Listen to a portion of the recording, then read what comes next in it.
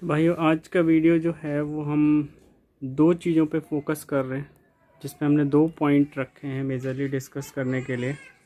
साथ ही साथ आपको मैं दिखाता रहूँगा कि भाई हमारे यहाँ के मशरूम अभी कैसे हो रहे हैं, आप उनको भी देख सकते हैं। इसके बीच में दो टॉपिक मैं डिस्कस करूँगा। एक टॉपिक है, एक भाई ने हमारे साथ में कुछ फ़ोटोज़ शेयर किए थे और उसमें वो बोल रहे थे कि उनकी जो पिनिंग है वो गल रही है और जो केसिंग है वो पीली पड़ गई है।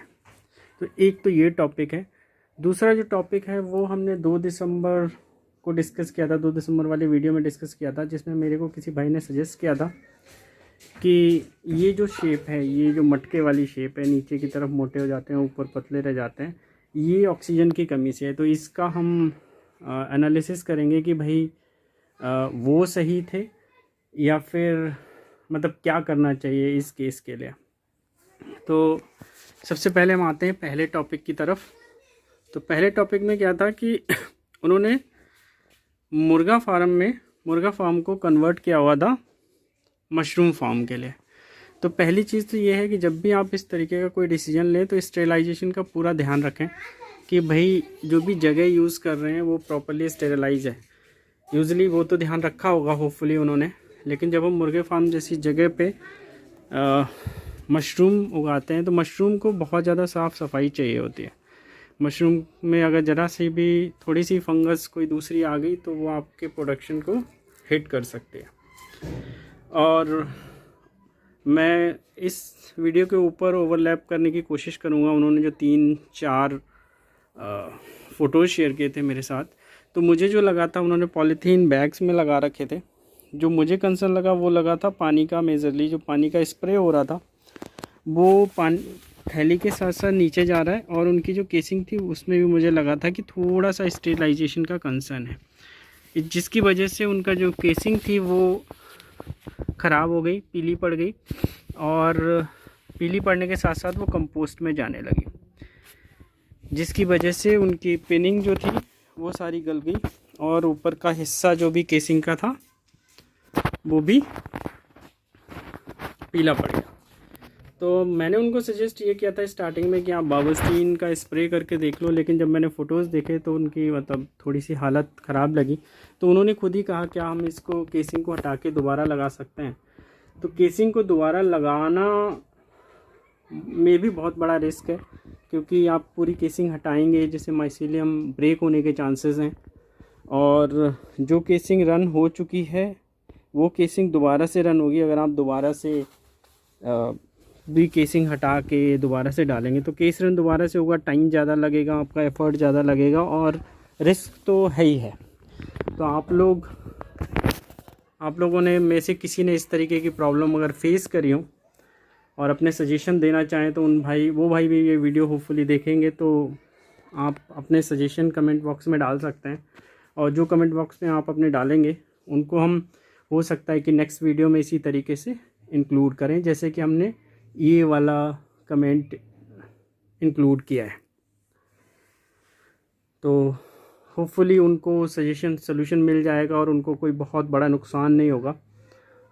तो अभी तक मेरी तो उनको यही राय थी कि बावस्टीन 0.1% और फॉर्मलिन 0.2% का स्प्रे कर दें, और पानी का स्प्रे ऐसे करें कि जो थैली के से थोड़ा सा दूर रहे, खाली बीच में करें, ना कि थैली की तरफ करें, क्योंकि थैली की तरफ पानी फिर ज़्यादा स्प्रे हो जाता है, और ज़्यादा स्प्रे होने से वो पानी के साथ साथ नीचे कंपोस्ट में जाने लगता है, जो कि माइसीलियम को ब्रेक करता है और फिर वो भूसे को सड़ाने लगता है, एक्चुअली कंपोस्ट को सड़ाने लगता है, जिसकी वजह से नॉन रिक्वायर्ड फंगस आती है, और वो फंगस फिर हमारे कंपोस्ट को ख़राब करती है, जिससे कि हमारा जो प्रोडक्शन है वो हिट होता है। तो अब हम आते हैं अपने वाले फॉर्म पे। हमारे फॉर्म में अभी ठीक ठाक से आप देखेंगे कि पिन हेड्स बने हुए हैं, शेप सही आ गई है कुछ की। आप देखेंगे आज हम कोशिश करेंगे कुछ हार्वेस्ट भी करें, तो हो सकता है 1-8 किलो के आसपास हम लोग हार्वेस्ट भी कर पाएँ। हमारे पास बहुत बड़ा फार्म नहीं है, केवल 2 रूम का सेट लगा रखा है हमने, जिसमें 3 डिफरेंट मंजिल हैं, में कंपोस्ट डाल रखा है, और कोशिश ये है कि हम ज़्यादा से ज़्यादा छोटी से छोटी चीज़ें आप सब लोगों के साथ शेयर कर पाएँ। आप लोग भी अपनी सजेशन कमेंट्स में डाल सकते हैं।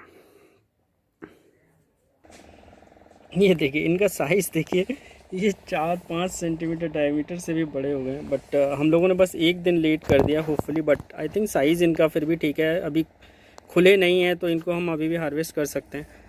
बट आई थिंक ये साइज़ ठीक है, थोड़ा सा बड़ा है, बट आज हम इनको हार्वेस्ट करेंगे। तो ये हमारे दूसरे रूम की सिचुएशन है, जिसमें हमारे नीचे वाले बेड पे पिन हेड्स ठीक ठाक हैं, ऊपर वाले बेड्स पे कुछ कम हैं। ये देखिए, बट हाँ ठीक ठाक से अभी निकलने शुरू हो गए हैं। बट हमारा कॉन्फिडेंस अब इन्हीं के ऊपर है कि अब धीरे धीरे करके निकलते रहेंगे और ये जल्द ही पिन हेड्स में कन्वर्ट हो जाएंगे। तो इसके ऊपर है।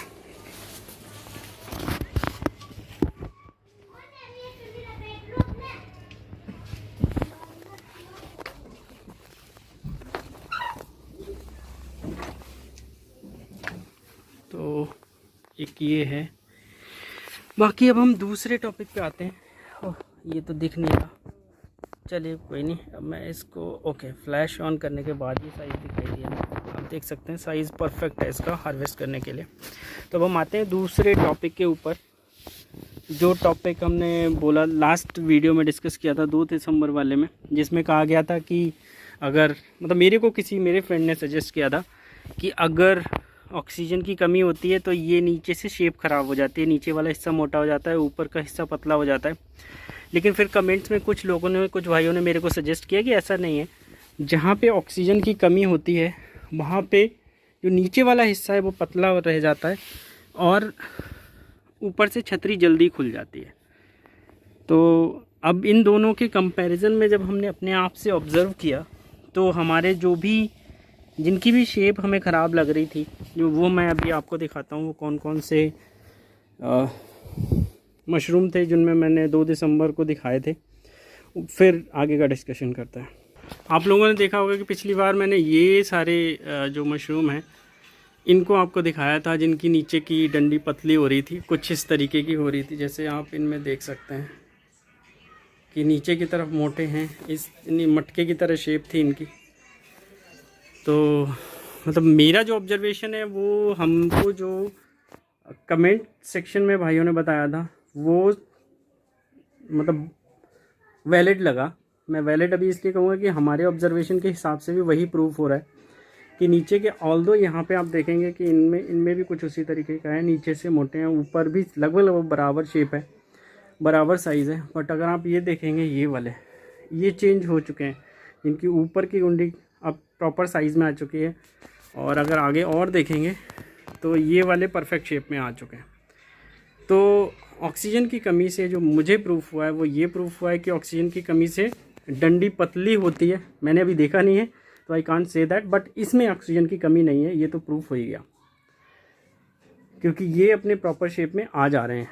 और ऑक्सीजन भी हमने ऐसी कोई ख़ास बढ़ाई नहीं है, जो हम ऑक्सीजन पहले ही दे रहे थे, बस आके रूम्स का दरवाज़ा खोल रहे हैं। बाकी हमारे पास में एक एग्जॉस्ट फ़ैन है जिसको हम थोड़ी देर के लिए चला देते हैं, अंदर की हवा बाहर निकल जाती है। बस उतना हम लोग कर रहे हैं। ज़्यादा से ज़्यादा 30, 35, 40 मिनट सुबह, 35, 40 मिनट शाम को हम बस इसमें हवा को सर्कुलेट करते हैं। सर्कुलेट क्या करते हैं, बस जितनी हवा बाहर हो जाती है उतनी हवा हम बाहर करने की कोशिश करते हैं, जिससे जो ऑक्सीजन का सैचुरेशन है वो बढ़ जाए। तो ऑक्सीजन की मात्रा सही है, नमी भी ठीक लग रही है और जो मशरूम के साइज़ हैं वो भी सही बन रहे हैं, जो भी बन रहे हैं। अभी फ़िलहाल बहुत बड़ा प्रोडक्शन होता हुआ नज़र नहीं आ रहा, बट ठीक ठाक पिन हेड्स निकल आए हैं और आज हम कुछ हार्वेस्ट भी करेंगे। होपफुली आधा पौन किलो के करीब हम आज हार्वेस्ट कर पाएंगे। 2 रूम्स हैं तो बहुत बड़े हार्वेस्ट की हमें वैसे भी उम्मीद नहीं है। बट तो आज का वीडियो 2 टॉपिक पे था। पहला टॉपिक हमारा एक भाई की हेल्प थी, जिन भाई ने कहा था कि पीला उनका कंपोज जो केसिंग है वो एक्चुअली पीली पड़ गई। तो उनके लिए मेरा सजेशन यही था बावस्टीन और फार्मलिन का स्प्रे, एंड देन मतलब थोड़ा सा स्प्रे कम करें, स्प्रे पे कंट्रोल करें और पॉलीथीन पे स्प्रे ना करें, पॉलीथीन को अवॉइड करें या पॉलीथीन पे कट इतना मारें कि पॉलीथीन दिखाई ना दे, और केवल केसिंग के बीच में स्प्रे करें, जिससे पानी नीचे की तरफ को ना जाए। कंपोस्ट में तो किसी केस में पानी जाना ही नहीं चाहिए, वरना माइसीलियम ब्रेक हो जाता है। दूसरा, मेरे फॉर्म पे ऑक्सीजन की कमी नहीं है, और अगर नीचे की डंडी मोटी हो रही है, छोटे जब होते हैं तो लाइक दिस, और तो वो बड़े होकर शेप अपने आप से ले जाएंगे, उसकी टेंशन लेने की ज़रूरत नहीं है, वो अपने आप से शेप सही आ जाएगी। तो मेरे फॉर्म पे ऑक्सीजन की कमी नहीं है, और किसी और के फॉर्म में भी अगर नीचे की तरफ गुंडी मोटी हो जाती है तो चिंता करने की कोई बात नहीं है, ऑक्सीजन की कोई कमी नहीं है। बट हाँ, अगर आपकी नीचे की गुंडी पतली हो रही है तो आपको किसी न किसी ऐसे मित्र से बात करनी चाहिए जिसके यहाँ ऐसा पहले कभी हुआ हो। मेरे यहाँ ऐसा नहीं हुआ तो मैं अभी कमेंट नहीं कर सकता कभी अगर ऐसे केस आया, क्योंकि मैं केवल अभी कमेंट्स के बेस पे ये बोल रहा हूँ कि ऑक्सीजन की कमी से नीचे की घुंडी पतली हो जाती है और छतरी जल्दी खुलने लगती है। तो आप देख सकते हैं ये रहा हमारा फार्म।